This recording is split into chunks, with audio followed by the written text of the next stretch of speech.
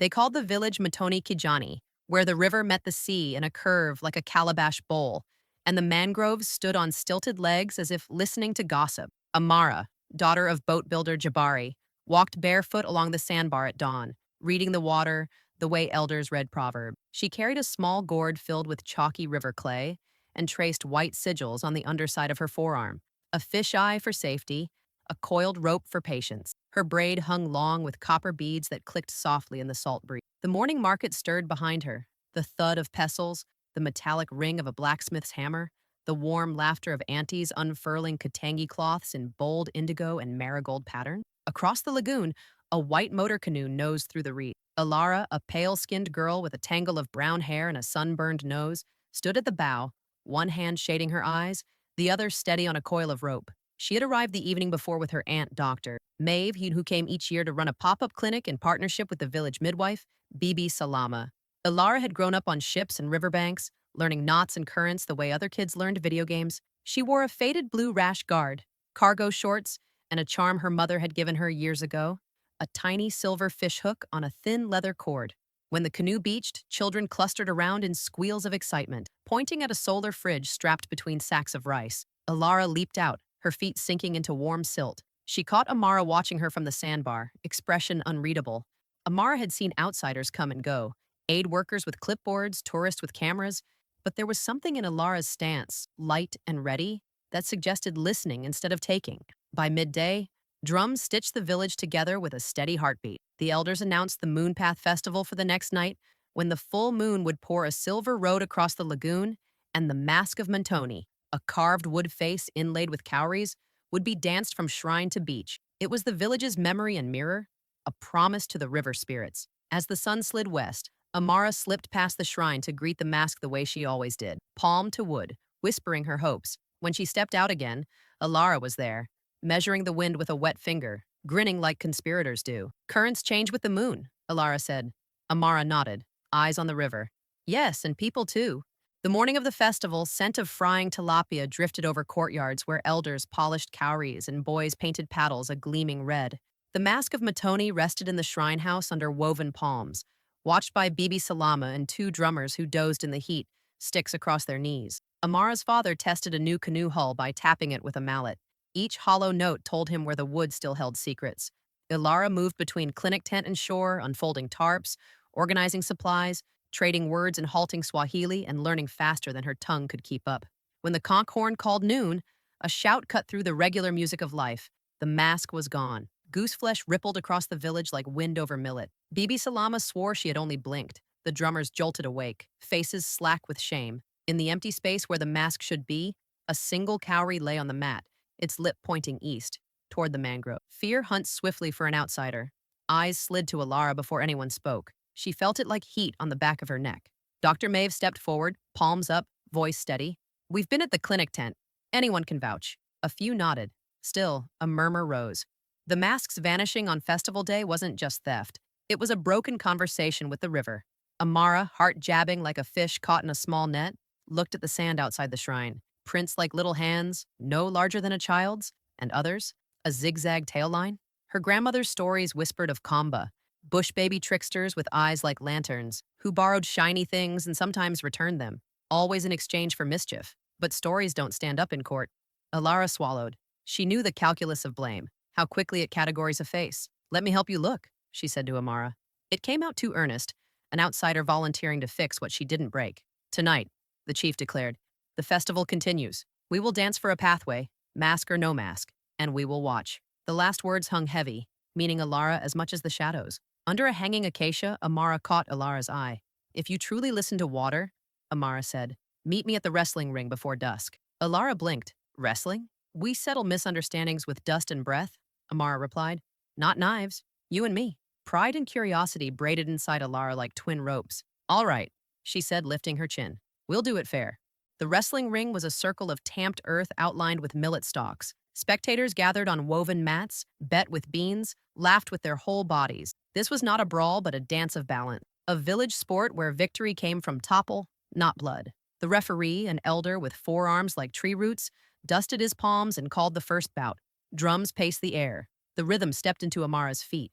Amara wore a short wrap tied tight, ankles oiled to move quick. Elara, lighter and longer-limbed, rolled her shoulders and bounced, remembering boat decks that demanded soft knees. They bowed to the ring, then to one another. Respect first, then contest. They circled. Amara feinted left. Elara adjusted with a wrestler's hand check, surprised by Amara's speed. A grip, a counter grip.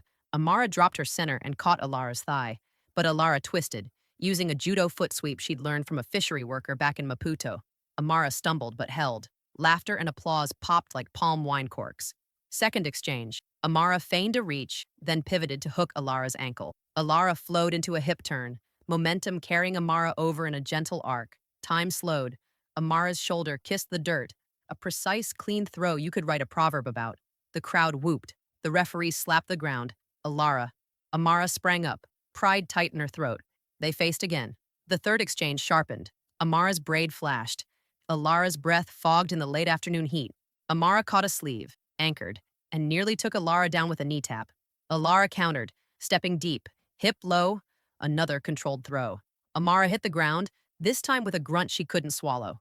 The referee lifted Elara's hand. The result was clear. Elara had beaten Amara, in the ring, by the rules they both accepted. Silence sipped the edge of the crowd for one odd second. Then the noise returned. Surprised, impressed, skeptical. Amara dusted off, forced a smile that showed too many teeth. You listen to the water, she said, breathing hard. But not the stories. Elara's face softened. Teach me the stories, she answered, offering a hand. Amara hesitated, then clasped it. Their palms met, damp and sincere. The moment felt like a knot beginning to hold, or like a knot that might refuse at the first hard pull. As dusk came on and lanterns flickered, the festival drums readied to summon the moon path. But in the mangroves, small eyes blinked, and something wooden smiled a secret smile. Night poured silver across the lagoon, a highway of light from horizon to shore. Women with ankle bells stepped onto the sand, and men with carved flutes spun a thin, sweet thread of music through the dark. Without the mask of Mtoni, the dance felt like a question left unanswered. Still, the people danced because that is how a heart remembers itself. Elara stood near the clinic tent, hands still tingling from the bout, both humbled and exhilarated. Dr. Maeve squeezed her shoulder. Win well, she murmured, and carry softly. Elara nodded, eyes searching for Amara's silhouette in the lantern-stitched crowd. She spotted her by the mangrove edge, speaking to the midwife. Bibi Salama traced a sign in the air. Eye, moon, tide. Amara nodded, jaw set. Amara slipped away along a fisherman's path, reed shadows tall as giants at her side. She'd seen the prints. Tiny hands, tail trace, headed deeper into the mangrove maze. If Bushbabies had borrowed the mask, they would be entranced by moonlight reflections. She could barter milk and shiny cowries for a safe return. She carried a gourd of sweetened coconut and a string of shells. Pride still ached. Yes, but the village mattered more than pride, and the river didn't care who had thrown whom in the dust. Back on the beach, Elara sensed the absence where Amara had been, as if a note had slipped out of the song. She followed the path with a small headlamp and a coil of rope, leaving word with a neighbor in case Dr. Maeve needed her. The mangroves swallowed the music, replacing it with frog chatter and the slow click of fiddler crabs. The air thickened. The moon path turned to broken coins on the rippled creek. Amara found what she'd expected and what she hadn't. High in a mangrove fork, a Bushbaby peered down with saucer eyes, fur like dusk. At its feet, the mask of Mtoni leaned against a knot, moonlight pooling on its cowries. Two more small shapes rustled, chittering. Amara lifted the gourd, cooing a lullaby her grandmother had used to soothe night creatures. The Bushbaby tilted its head, one tiny hand reaching. Then the creek grumbled. A tide surge, sudden and hard, shoved through the channel, sucking mud underfoot. The branch shivered. The mask slid, bumped, and dropped, landing on a root just out of reach. Amara lunged on instinct, foot skidding, fingers grazing polished wood. The world tilted. Her ankle jammed between roots. Cold water belly slapped her waist. In that same beat, a darker shadow drifted low. The armored, patient bulk of a crocodile, eyes flat coins in the moonlight, sliding the current like a thought. Elara saw the flash of pale wood and the sudden churn before she saw Amara. Headlamp beam jittering over leaves, she broke into a careful sprint, knees high to avoid the root knuckles that want to trip every outsider. Amara, she called, voice swallowed by the baffles of mangrove trunks. No answer. Then a gasp, a sound like a jar losing its lid. She dropped to her belly on a low branch and clicked the lamp to red to avoid blinding night eyes. There, Amara wedged thigh deep, water punching past, the mask an arm's length away, and the river shaping itself into danger. Ilara's brain compressed into simple, useful shapes. Anchor, leverage, breath. She looped the rope around a trunk, fed the tail through a carabiner on her belt, and belly crawled until she could feel the branch flex. Don't thrash, Elara said quietly, voice low and flat the way her mother had taught her to speak near frightened dogs. I'm here. On my count, you exhale and I pull. If the water wants to take you, we make it carry less. Amara's eyes, bright with pain and fury, found Elara's. She nodded once, 3 counts. Elara leaned back, rope burning her palm through the glove. Amara exhaled like a diver. The root let go of her leg with a sucking pop. She slid free, but the surge spun her. The mask bumped, teetered, fell, snatched by current. The crocodile came on, sinuous, only a whisper of wake. Elara swore softly, unclipped the carabiner, slung herself farther, and jammed a paddle blade, she'd brought it out of sheer habit, between root forks as a lever. Left hand, she barked. Amara grabbed the paddle shaft. Now climb my anger. Elara grinned, wolfish and terrified. It's strong. A strangled laugh escaped Amara. They heaved. The croc veered, calculating, a slow geometry of hunger. Elara ripped the headlamp off and threw it wide. The splash and light stole the animal's attention for a heartbeat. In that short wedge of time, Elara rolled, wrapped an arm around Amara's waist, and they scrambled backward onto a mat of roots that held like an old ant's hug. Water sluiced off them, loud as applause. They lay panting, sore and shaking, cheek to bark, the smell of tannin and salt in their— You saved me, Amara said finally, astonished and furious with herself for being astonished. Elara swallowed, eyes on the dark water. You would have saved me, she said simply. Now, your mask. The river, however, had already taken it into its moving, many-mouthed memory. They made their way along the root bridges toward the beach, following the river's low thunder. The festival music reached them in scraps, a drum phrase, a flute sigh, voices rising in something like prayer.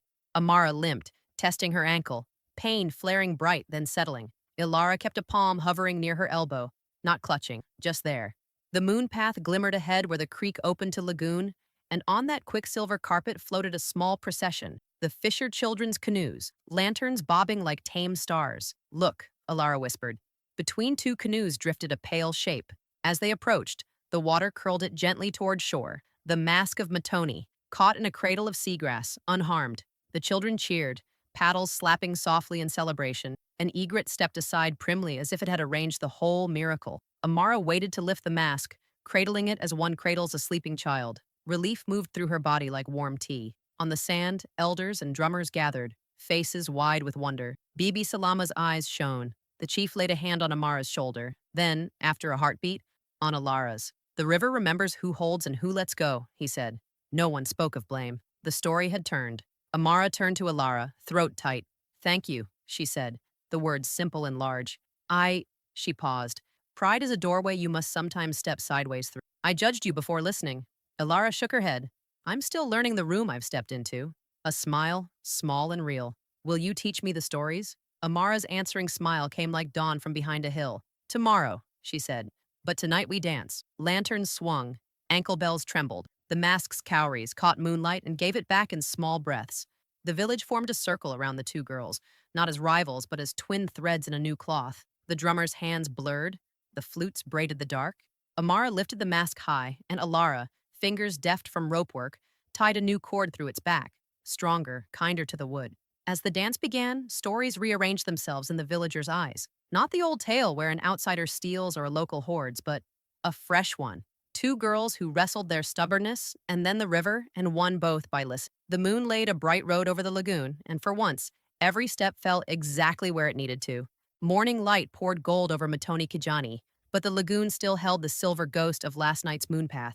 Amara woke to the smell of frying chapati and river mint. Her ankle was stiff, wrapped in strips of kanga cloth by Bibi Salama's steady hands. The mask of Mtoni now rested in the shrine house again, draped with fresh palm fronds, its cowries polished. Elara was already up, coiling ropes by the boatyard. She moved carefully, aware of the sidelong glances still coming her way. A rescue did not erase history overnight. Dr. Maeve was leaving in 2 days to reach another clinic upriver. Elara would stay, a decision that both puzzled and intrigued the villagers. The chief summoned both girls to the meeting shade under the old baobab. Elders sat in a crescent, sipping spiced tea. The river has given back what was lost, the chief began. But the Bushbaby's mischief is a sign. The tides will rise higher this season. We must ready the fishing canoes and mend the mangrove paths. You two, He pointed with his chin at Amara and Elara. "Oh, the river work for its generosity." Amara inclined her head. "I'll guide her through the channels," she said, meaning Elara.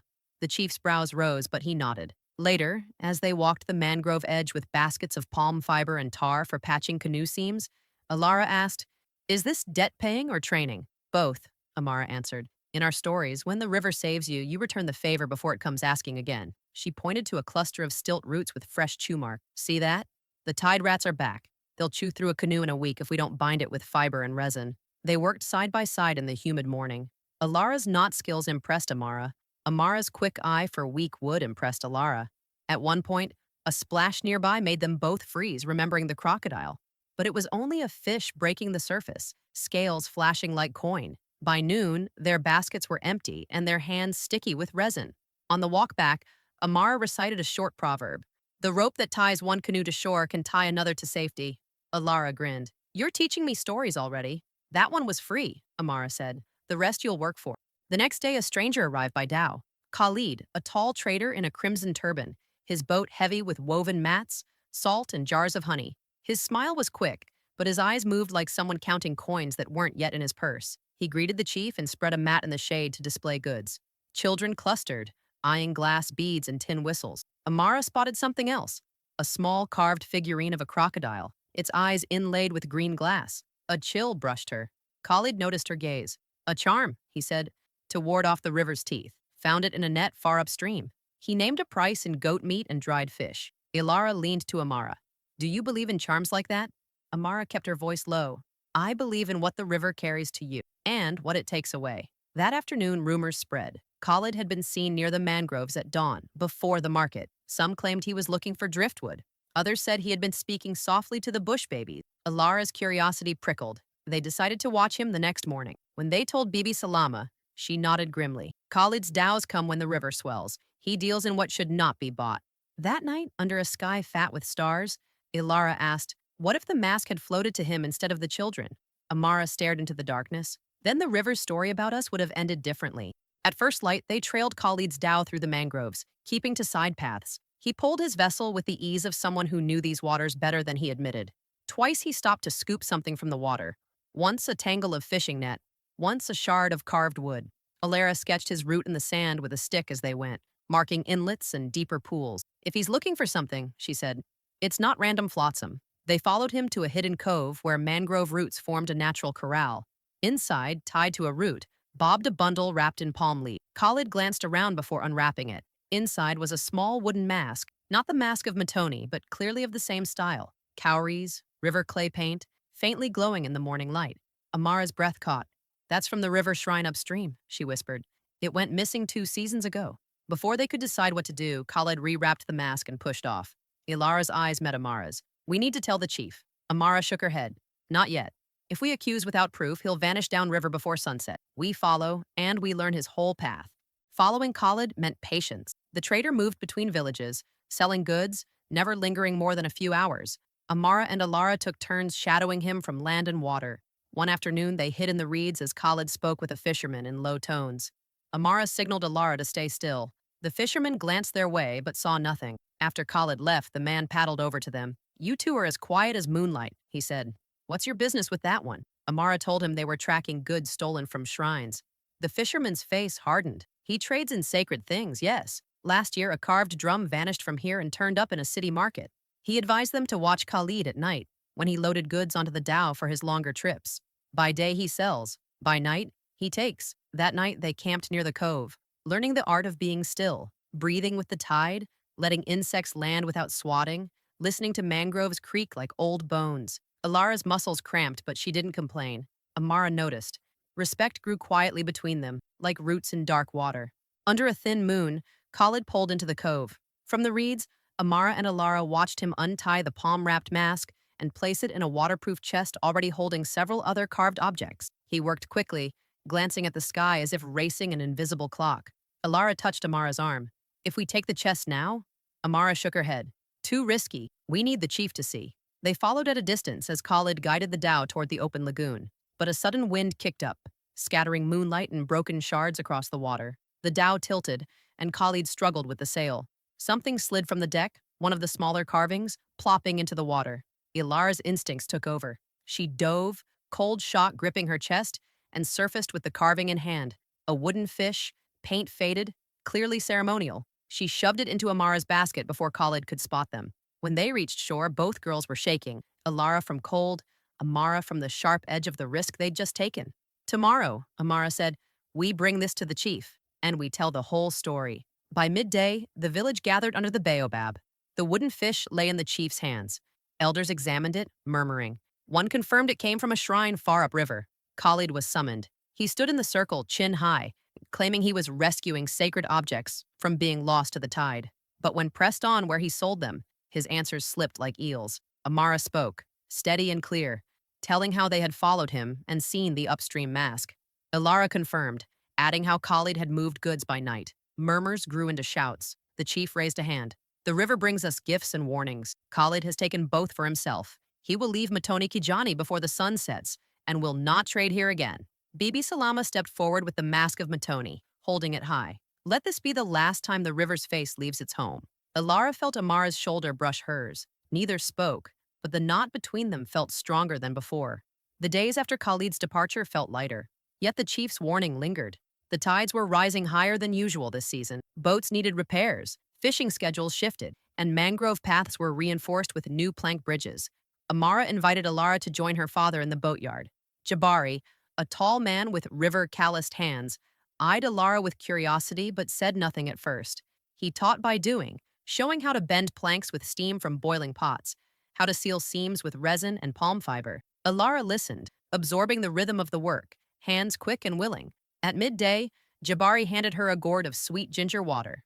You tie a good knot, he said at last. Not like a visitor. Elara smiled. I've been tying knots longer than I've been writing. That afternoon, Amara led Elara upriver in a narrow canoe, teaching her how to read the eddies, where fish hid under roots, and which birds signaled rain. The air was heavy, clouds stacking on the horizon. You've learned our ropes, Amara said. Now you must learn our silences. She dipped her paddle without a splash. Sometimes saying nothing keeps the river calm.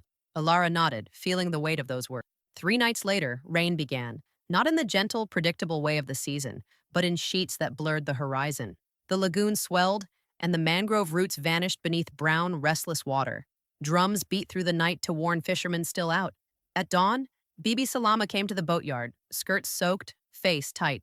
The upstream village of Kijiji Maji is cut off. The bridge is gone, and they need medicine. The chief gathered volunteers, but most boats weren't fit for such swollen waters. Jabari looked at his half-finished canoe, then at Amara and Elara. We'll take the smaller one, he said. It's nimble enough. They packed sacks of grain, jars of medicine from Dr. Maeve's tent, and palm leaf mats for shelter. The rain eased into a fine mist, but the river still ran high and fast. As they pushed off, Elara asked, Have you done this before?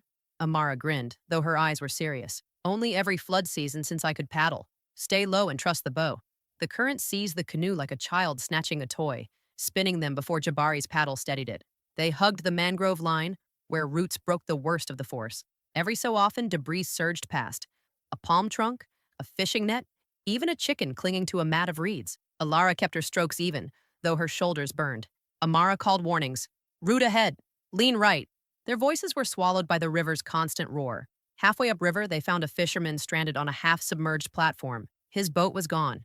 Without pausing, Jabari steered close, Amara hauled him in, and Elara shifted the supplies to balance the weight. The man's eyes were wide. The water took the goats, he panted. It's still rising. They pushed on, urgency in every stroke. By mid-afternoon, they reached Kijiji Maji. The village was half-drowned. Huts stood knee-deep in water, and children huddled on raised platforms. The chief there, an elderly woman in a faded red wrap, met them with relief. They unloaded grain, mats, and medicine, setting up a dry corner in the schoolhouse. Bibi Salama began treating fevers and binding small wounds. Amara and Elara ferried people from flooded huts to higher ground using the canoe. At one hut, a child clutched a carved drum. Its design matched the style of the stolen items Khalid had traded. Elara met Amara's eyes. The river had a long memory. When the work was done, the upstream chief clasped Jabari's hands. Your village will always have a place. The river runs both ways. The trip back was slower. The river, though still high, had lost some of its angry urgency, and the rain had thinned to a steady patter. They ferried the rescued fisherman to his home, then paddled toward Mtoni Kijani. Elara's arms trembled from the effort, but she felt a fierce joy in her chest. This is the hardest thing I've ever done, she admitted. Amara smirked. You wrestled me. That was harder. They both laughed, the sound surprising them in the gray rain. As they rounded the last bend, the village appeared, lanterns glowing in the dusk, children waving from the shore. The chief was waiting. Behind him, the mask of Mtoni glimmered in the shrine house as if keeping watch. The river, swollen and unpredictable, had spared them this time. That evening, the chief called a gathering by the fire pit. Villagers crowded close, steam rising from their wet clothes. Jabari told of the journey, the rescue, and how the canoe had held against the swollen current. The fishermen they'd saved stepped forward, placing a string of fresh cowries at Amara's feet. For your courage, he said. Another string went to Elara. Bibi Salama spoke next. The river does not speak with a mouth, but it answers with its hands. These girls have worked for its thanks. Amara glanced at Elara, and the corners of her mouth curled up. Elara returned the look, the firelight catching the faint copper in Amara's braids. When the drum started, the beat was slow and the kind you feel in your ribs. The river's voice joined in the background, soft, steady, approving. The next morning, the lagoon seemed calmer, but elders gathered at the shore wore worried expressions. A strange foam drifted in with the tide, tinged pale green. Fish floated belly up in the reeds, just a few, but enough to stir unease. Bibi Salama tapped her walking stick against the wet sand. This is not the river's normal gift, she said. Something upstream is ill. Amara and Elara listened as fishermen spoke of a small inlet where the water had turned sour. Elara suggested paddling to investigate, but Amara hesitated. The river has moods, she said. If this one is sour, we must enter carefully. The chief agreed to send them with Jabari and two other paddlers. Supplies were packed, fresh water, food, and jars to collect samples for Dr. Maeve when she returned. Before leaving, Amara pressed her palm to the mask of Mtoni. Watch our backs, she whispered. They set out in the cooler breath of morning, paddling against a gentle current. The inlet revealed itself as a narrow throat between high mangroves. A thin film coated the surface, catching the sun in oily colors. Jabari steered them slowly inside. The air thickened with a metallic tang. Birds were silent. Along the banks, roots were streaked black where the water had touched them. Elara dipped a jar and sealed it. If this is poison, she said, it didn't come from the sky.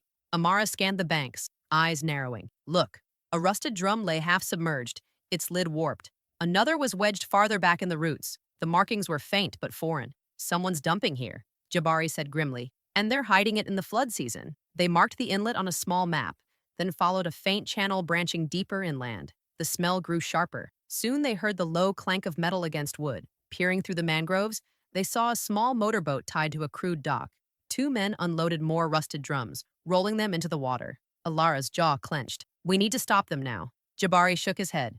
Too dangerous without more people, but we can take proof. They drifted closer in the shadow of the mangroves. Amara used her fishing spear to hook one of the drums near the bank, scratching off a piece of the label. Elara took photos with a small waterproof camera. Dr. Maeve had left. One of the men paused, scanning the water. Everyone froze until he shrugged and kept working. They pulled back quietly, but the current betrayed them with a loud slap against the canoe's hull. A shout came from the dock. The motorboat roared to life. Paddle! Jabari barked. They shot down the channel, the motor's snarl closing in. Elara twisted in her seat. They're faster! Amara pointed. Left, through the shallow flats. The motorboat couldn't follow without grounding. The canoe scraped over mud, water hissing against its sides. Behind them, the motor cut, frustrated shouts fading. They didn't stop until the inlet's mouth opened to the lagoon. Jabari let them drift, hearts pounding in the sudden quiet. Now, he said, we have enough to bring to the chief. The chief listened without interruption, eyes on the scrap of label and the photos. When Jabari finished, the circle of elders erupted in talk. Bibi Salama raised her hand. If the poison reaches here, we will lose the lagoon. We cannot wait for outsiders to clean their mess. A plan formed. Block the inlet with woven reed rafts to trap the drums, then send word to allied villages upriver. If the dumpers returned, they would face a wall of canoes. Amara looked at Elara. Ready to weave rafts? Elara grinned tiredly. If I can weave a knot, I can weave a wall. By dawn, the village worked like a single body. Men cut reeds, women wove them into thick mats, children ferried rope and palm fiber. Amara and Elara tied the first raft in place, their hands working in sync. The flotilla of reed rafts spanned the inlet like a green and gold spine. By midday, the water behind it was already calmer, debris caught in the weed. As the sun lowered, a line of canoes formed just beyond the barrier. In the lead, the chief stood holding the mask of Mtoni, its cowries gleaming. This inlet is closed to poison, he called. The river will heal. A week later, the foam at the lagoon's edge was gone, fish moved in glittering schools again, and birds had returned to the mangroves. The inlet remained blocked, guarded by 2 canoes each day. Elara sat with Amara on the sandbar at dusk, watching the moon rise. When I came here, Elara said, I thought I'd be an outsider forever. Amara skipped a shell across the water. You still are, she teased, then softer. But you're ours now. The chief joined them, placing the mask of Mtoni between them. The river changes with the moon, he said. And so do we. As the moon path formed once more across the lagoon, Amara and Elara stood together, their shadows merging in the silver light. Somewhere in the mangroves, a bushbaby chittered, a trickster's laugh, or perhaps approval. The new story was already growing. 2 girls, once opponents, now keepers of the river's memory.